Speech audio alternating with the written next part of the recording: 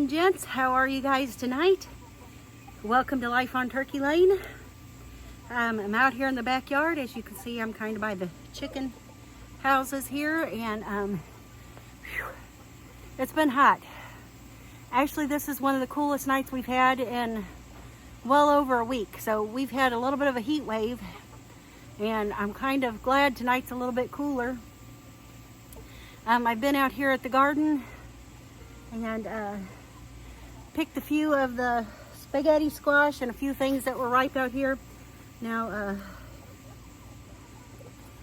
this spaghetti squash has been green for a long time, and I kept waiting, thinking it's going to get yellow like it's supposed to, and it hasn't, because the stem actually died on it. So I went ahead and grabbed it up, and maybe, I don't know, maybe if I put it like in a brown paper sack in a cooler area, it'll ripen up for me. I'm going to try that and see what we can do about it. And I've got a couple other squash tonight. So that's a pretty good looker there. And I've got a smaller one in here. This one's got some spots on it, so I'm not sure if that one's going to be good or not, but I don't know. I'm going to do a little research and check it out and see what that might be that's caused that. But anyway, the summer garden is winding down, guys. It's looking pretty sad. I'm still getting a little bit of harvest here and there. I did pull a couple of the zucchini plants out tonight, and all the bean plants I pulled out tonight. I still have a few zucchini plants that each of them, I think I have about 3 zucchini left. One on each of the plants that I left in there. So I'm going to go ahead and let them continue to develop over the next day or so and pick them when they're ready, and then I'll get rid of those plants. But so the summer garden is winding down, and I have yet to decide if I'm going to go ahead and put in a fall garden and maybe try to get some like cabbage and cauliflower and broccoli in the wintertime. I do know I am going to plant some seed garlic. I have some up there. I'm hoping it will still be viable. Otherwise, I may have to purchase some other, but I really have been wanting to grow some garlic. So I plan on doing that. And I'm going to let the tomatoes and the peppers stay in their beds probably till right up at the first frost, you know, so another month or so at least. And because they'll continue to produce until that time, and then whatever's green or, you know, small on those, I'll just go ahead and harvest everything one last time, and we'll get rid of those plants.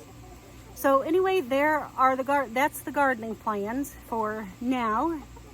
And while I may not have the biggest garden, and I don't have 20-foot long beds, you know, in my garden here, and, you know, mass produce a whole bunch of stuff, I sure am thrilled with what we've gotten this year. I've been really proud of this little garden, and we have gotten quite a bit of food out of this little garden this year.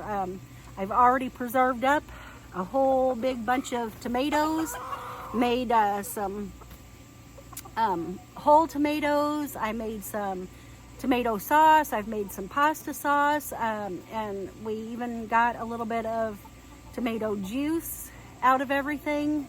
I've frozen, I've spiralized and shredded bunches and bunches of zucchini, and they're in the freezer. And besides the fresh eating, I've ate plenty of fresh tomatoes and zucchini and peppers, and I've got whole bunches of peppers that I've chopped up and frozen, or that I've cooked with already. So yeah, this garden has done pretty good, I have to say. It's a small garden, but I'm really proud of it. It's been really good for us. I'm super thrilled with what we've got. Looking forward to next year, I do hope to get some cucumbers, which we did not get this year. It just wasn't a year for cucumbers, I guess, because I tried planting some up on the back porch. As you know, I planted twice and no results really. I tried planting some in one of the beds down here when we took the peas out. I replanted some cucumber seeds, and they honestly didn't even germinate. I'm not sure what happened there, but none of them germinated. So maybe next year we'll get some cucumbers. I'm really looking forward to some cucumbers. In the meantime, I've bought a bag of the snacking cucumbers from the store, and I'm going to ferment those up. I'll have to show it to you when I get upstairs. I bought a, normally when I do my fermenting, I just use the canning jar with the regular canning lid and everything, but I broke down and bought me a fermentation kit. It's not the, I can't remember the brand name of the one that everybody, Pickle Pipes, Pickle Pipes, I'm not sure. It's the brand name that most everybody has bought.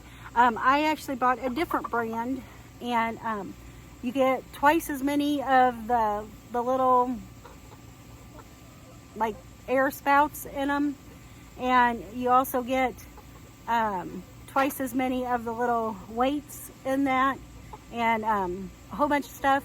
And it was actually almost $10 to $20 cheaper than the other brand. So I'm looking forward to trying those, and I'll bring you along with me when we do that, so you can see them, and so I can let you know what the name of them is, and we'll learn together if they're going to work the way they say they do. And so I'm excited about that. Anyway, I thought I'd come out here and just have a little bit of a chat with you tonight, talk about the garden. I could give you a run through the garden, but it's really boring. As a matter of fact, I did tear out some weeds a while ago, but nowhere near all of them. I mean, maybe if I'm lucky, an eighth of the weeds. So yeah, it's getting really weedy in there. It's a jungle, way overgrown. Some things are dying back pretty heavily, and so it's a mess. But I just wanted to give you a little bit of a gardening update, let you know how things are going, let you know kind of what our plans are for either a fall garden or the next gardening season if we choose to do something. And I'm going to go this weekend to a couple places that might have some, like, I didn't start any seeds inside for like cabbage and cauliflower and broccoli and Brussels sprouts and things like that. So those probably, if I were going to start any seeds, I probably should have started those at the very least a couple weeks ago, and I haven't started any seeds. So when I go this weekend out, I'm going to look and see. We got the bugs and the flies and all kinds of things buzzing. But anyway, when I go this weekend, I'm going to see if I can find some cabbage starts and a few things, you know, for a fall garden. And if I do, then I guess we'll probably have a fall garden. And in a lot of ways, I'm kind of looking forward to that. I've never grown, I've never tried the fall gardening, and I know that's a popular thing now, and apparently it's a pretty productive thing to do. You know, a lot of people start their cabbages and stuff in the early spring, and you know, harvest those when it's time to start planting the summer crops. But in recent years, maybe it's been a long time, I don't know, but more recently I've seen and heard a lot of people doing a fall garden where they replant those types of crops and let them grow even through some of the frost, if they cover them with some like heavy plastic during the frost times or something like that, you know, make like a cold frame or something like that for the garden. So anyway, we might give that a try. I'm not sure. We'll just have to wait and see how things go, and it just all depends on the situation. So there you go. I hope you enjoyed this little chat, this little video. One more thing let's talk about before I go. We're coming up on Labor Day. School is back in session now, and there have been lots and lots of talks about the resurfacing of COVID and mask mandates and injection mandates. You know, we're getting the booster shots and all of that stuff, and you know, even talks of, well, the food prices are going to go up again, store shelves are going to be empty again. Just a number of things. I think much of it is probably scare tactics. I don't know. But anyway, so I just wanted to kind of broach the subject with you and urge or impress upon you that maybe if you get out to the stores this weekend or like right around the Labor Day area to pick up a few extra supplies, you know, you can't go wrong with getting a few extra packages. And I'm not telling you to go out and completely wipe out the shelves and be a Bogart and take everything.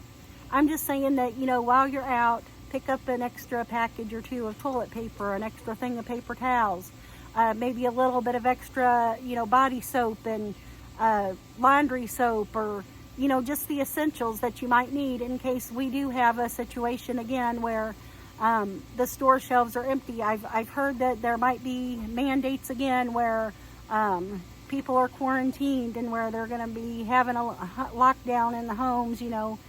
And like I said again, you know, nobody knows if that's going to happen, but it never hurts to kind of just prepare yourself a little bit, stock up some when you can, before the necessity hits, or, you know, before you're locked down in your home and the shelves are already empty. So take care of yourself. Be thinking and be mindful of what you can do to kind of get yourself in a situation where if the store is shut down or if the shelves are empty, that maybe you're not going to be in too bad a shape that, you know, you can go a week or two or even longer without having to go to the store. So be mindful of those things. And I thank you for joining me here tonight at Life on Turkey Lane. I hope you're having a wonderful evening, that you've had a wonderful summer, and that you've enjoyed this video and for spending time with me. I'm so blessed to have you guys to talk to and to spend time with, and I really do appreciate you. So thank you for joining me tonight, and be blessed, take care of yourself, and I'll see you in the next one. Bye, y'all.